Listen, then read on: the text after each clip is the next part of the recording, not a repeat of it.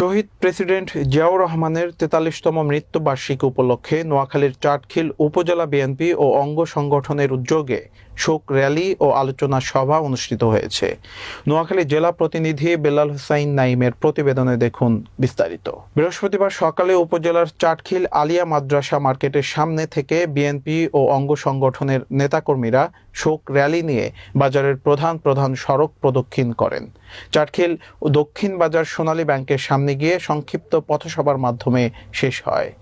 সংক্ষিপ্ত পথসভায় পৌর বিএনপির সদস্য সচিব আহসানুল হক মাসুদের সঞ্চালনায় বক্তব্য রাখেন উপজেলা বিএনপির আহ্বায়ক অ্যাডভোকেট আবু হানিফ।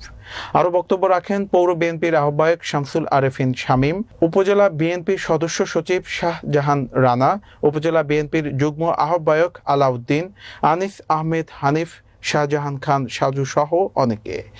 শোক র্যালিতে উপস্থিত ছিলেন পৌরসভা বিএনপির যুগ্ম আহ্বায়ক দেলোয়ার হোসেন স্বপন, নূরনবী কমিশনার, উপজেলা যুবদলের সুলতান বাবর, সাইফুল ইসলাম জগলু, যুগ্ম আহ্বায়ক ওমর ফারুক, অ্যাডভোকেট আনোয়ার হোসেন ভূঁইয়া, উপজেলা স্বেচ্ছাসেবক দলের আহ্বায়ক ইউসুফ নবী বাবু, শ্রমিক দলের আহ্বায়ক মোহাম্মদ দুলাল, সদস্য সচিব মাসুদ হাজি, তাঁতি দলের আহ্বায়ক আনারুল আজিম সহ উপজেলা পৌরসভা ও বিভিন্ন ইউনিয়ন বিএনপি ও অঙ্গ সংগঠনের নেতাকর্মীরা।